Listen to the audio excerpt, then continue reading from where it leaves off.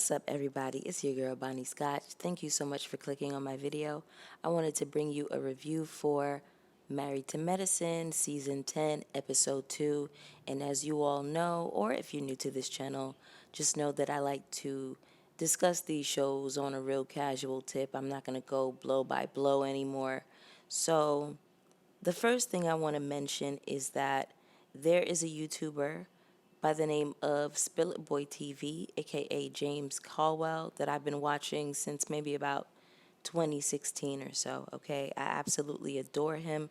Go and check out his reviews, check out his channel, and let him know that Bonnie Scotch from Casa Bonnie sent you. Okay. Now, the reason that I mentioned Spill It Boy TV is he made a great point in his first review. He made reference to the fact that Letitia, aka Sweet Tea, is the only woman on this show who's going by a nickname, right? All the other women are called by their first name. So it already seems like there's a little bit of clownery afoot. It already seems like these women don't take her seriously for that reason. Now, before I dig deeper into Sweet Tea, I just want to make mention of this scene between Toya, Eugene, and their two children. You know, shout out to all of the reality TV children growing up before our very eyes, by the way. They are all so sweet and beautiful and hilarious. But, you know, this scene with Toya, Eugene, and the kids, I couldn't really appreciate it, even though I do admire and respect Toya and Eugene for having this conversation about the birds and the bees with their children. I don't think that reality TV was the correct platform to do that. You know, I would have rather them have this in private and maybe Toya come back and let us know that, yes, this was a conversation that was had, you know, and let us know how it went. But we didn't need to see that. It's already uncomfortable. You know, they're preteen boys. They're already kind of squeamish about the subject. So I just didn't think that it was appropriate. Now, let's move it back on over to Sweet Tea, shall we? Sweet Tea being on this show is the perfect example of how some people create storms in their own lives and then they want to run around and cry about how they're wet, tattered, and torn, honey. Here's the thing, Sweet Tea. You watch the show and you're a fan, right? That means you already know what these women give. And knowing what these women give, you should have been ready with a read for everybody. I'm talking about roundhouse kicks whenever one gets started up. You're ready to take everybody down. You feel me? You should have all but guessed that Toya and Simone befriended you just to get under Quad's skin. You've seen them falling out over these past few seasons. You're nothing but collateral damage, sweetie. Now, the number one person that you should have been ready for is that Dr. Heavenly, okay? Heavenly's mouth is absolutely crazy. You should have a list of things ready to go off the top of the dome, honey. Number two would be Quad. Quad is definitely a shade assassin. But, it would have been extra cute if you came on this show and befriended Quad.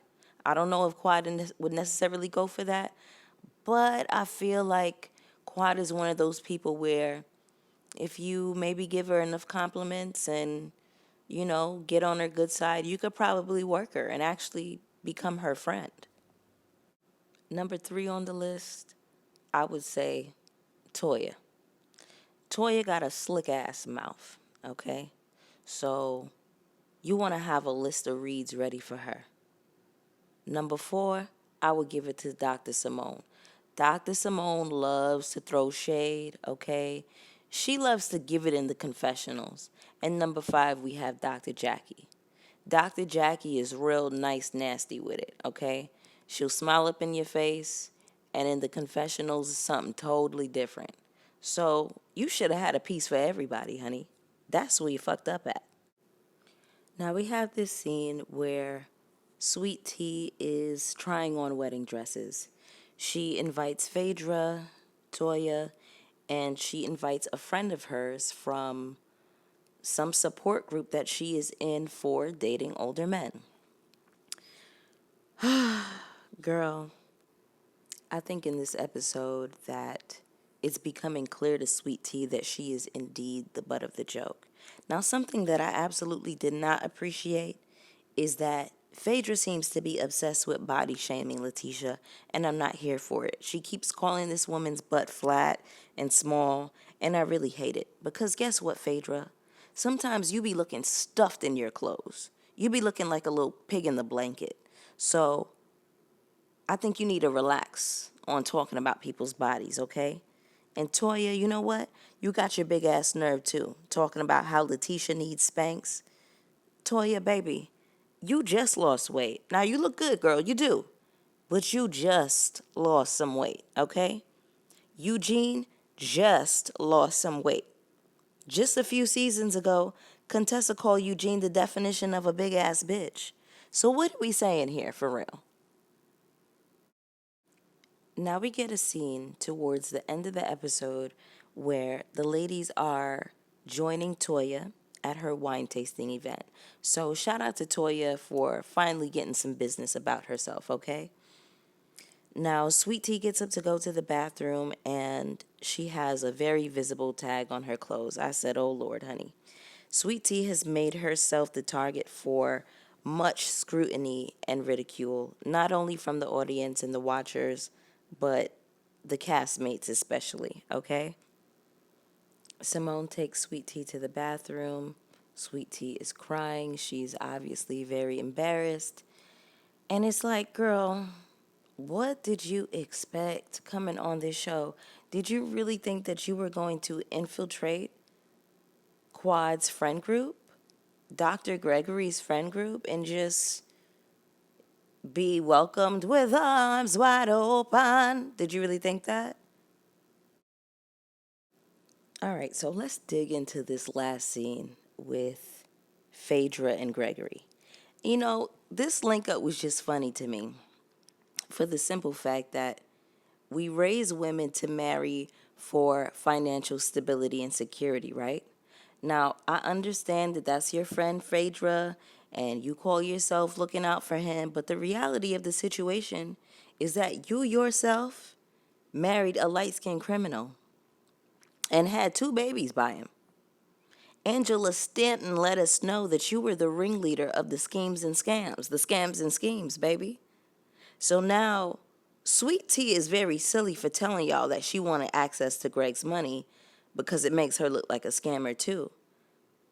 But the game is the game. And you can't tell me that Dr. Greg don't know what the situation is, okay? And look, he probably don't mind being used because he got a young lady on his arm and he's going to get the baby that he wants. So just let it be what it is. Now, I get it. That's your friend. So, you know, maybe Greg is going to put a little 10-year clause in the prenuptial agreement. And after he gets his baby, he'll be happy.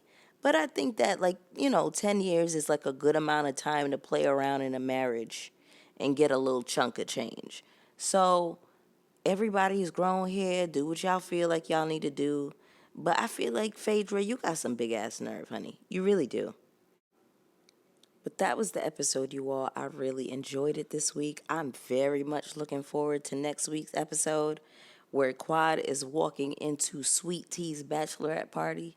She's coming in to break up the scene. Y'all already know how Quad does when she steps into the room, okay? But get down in the comments. Let's chat. Y'all been getting messy in them comments, and I love it. Everybody who has stopped through to show me some love, to let me know that they watched the review, I appreciate y'all so much. Don't forget to hit the like button on the way out, and I will see y'all for the next one. Peace. I've been all in my phone, I got options, and I don't wanna tell you to drop it.